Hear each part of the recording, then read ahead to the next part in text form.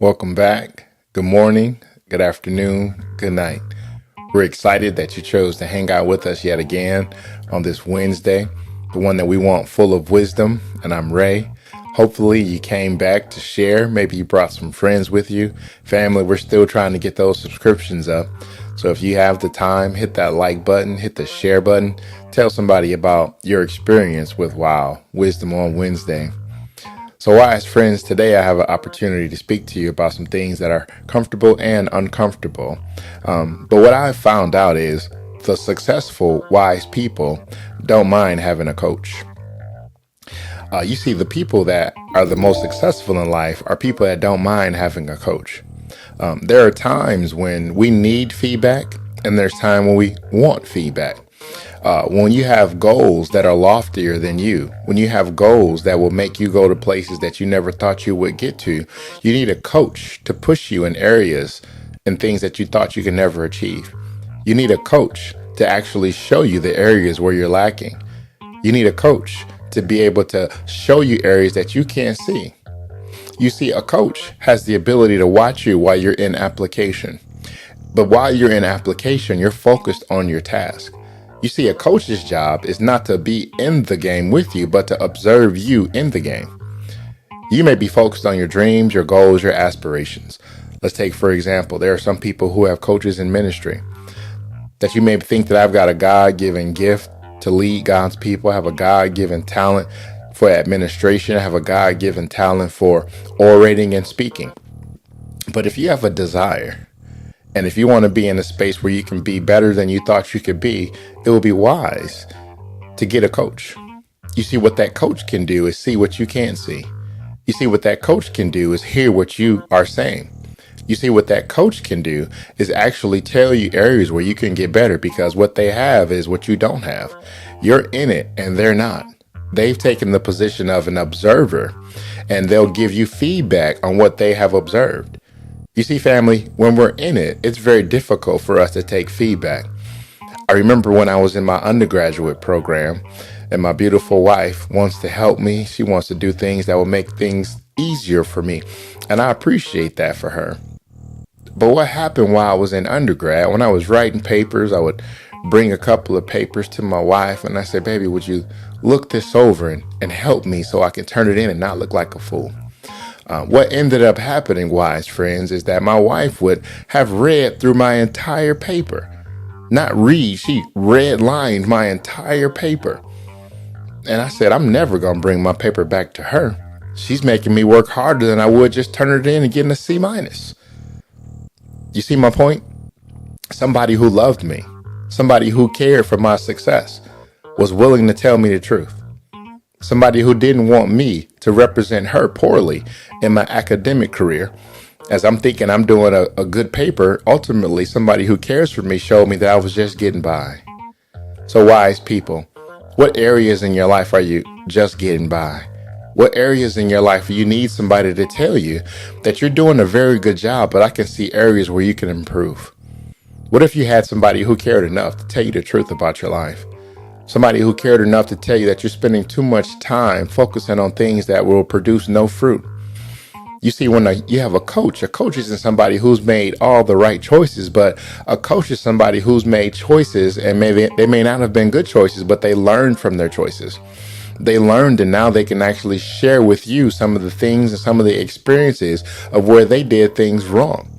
But now they can see some of those same areas. They can see some of those same tendencies in you, and maybe they want to share with you. Maybe they want to highlight some things, not to crush your ego, but ultimately allow you to flourish in your gifting.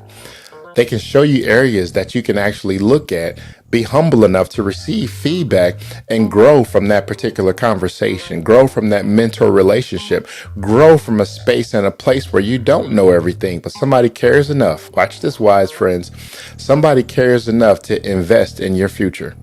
And if somebody cares enough to invest in your future, you better believe they're going to tell you the truth. You better believe that they're going to tell you things that you may not want to hear. When I was training to be a soldier in the United States Army, I had to go to boot camp. And when I went to boot camp, we had these things called cattle trucks. So cattle trucks, we were all scared. We were all afraid, standing up. And all these men were standing at what they call parade rest. And they had these brown round hats on. And as the cattle trucks pulled up in front of this building, all of these men I've never met before opened up the doors of that cattle truck and started screaming in my face. They started yelling and saying things that I thought, you don't know me. Who you yelling at? Get down. Give me 5 push-ups. Give me 20 push-ups. Give me 50 push-ups. Friends, I hated everything about those drill sergeants on the first day. But as I spent time with those drill sergeants taught me how to take care of my body.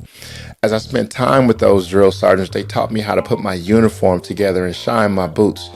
As I spent time with those drill sergeants, they taught me how to disarm grenades and how to put C4 bombs together. As I spent time with those people who started out yelling at me, when it was time for me to graduate from AIT, I was hugging those same men's neck with tears in my eyes, grateful that they cared enough to show me how to live, that they cared enough to teach me how to survive if I ever had to go to war.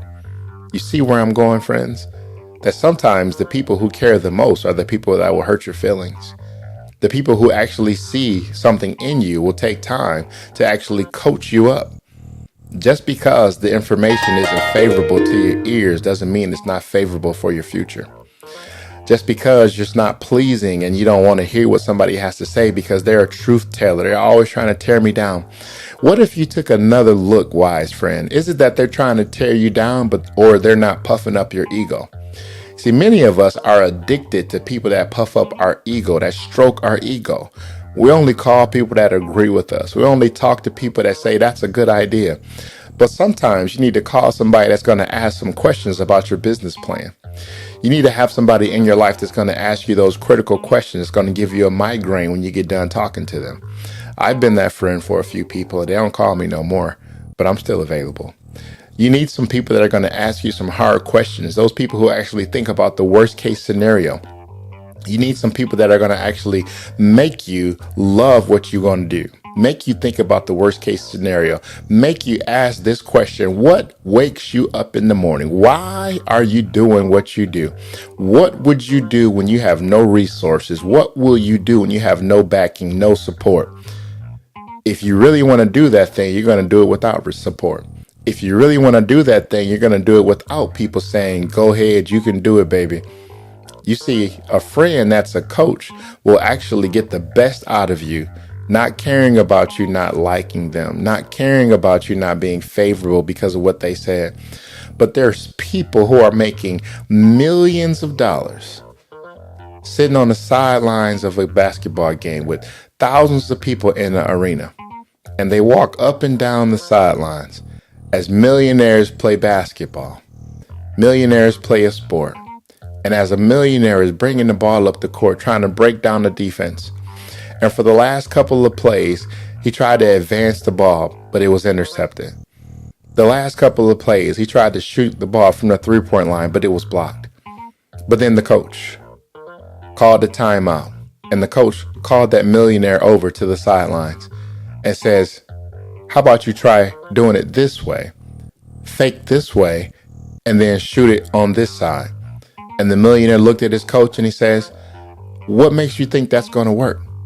All the coach is going to say, well, the last 3 times you tried it, I watched and I observed what you did, but you didn't try it this way. If you try it this way, it may be a little bit more strenuous on your body. But if you pivot and you turn in the right direction, you don't have the same type of defense on that side. Friends, we need to have somebody in our lives that can coach us and see the areas in our lives that we can't see. We need somebody who's available to speak to us about our blind spots. We need somebody to speak to us and tell us the truth about who we are. We need somebody to tell us the truth about our business plan. We need somebody to tell us the truth about our parenting. We need somebody to tell us the truth about our pastoring. We need somebody in our lives that will tell us the truth, not because they're trying to tear us down, but they're standing on the sidelines, observing the areas in our lives that we can't see. Family, that's my word today. Don't be afraid to get a coach. Don't be afraid to be a coach. Don't be afraid to let somebody speak life into you in the areas that you can't see for yourself. I'm Ray. This is Wisdom on Wednesday. Have yourself a wonderful week and a blessed day.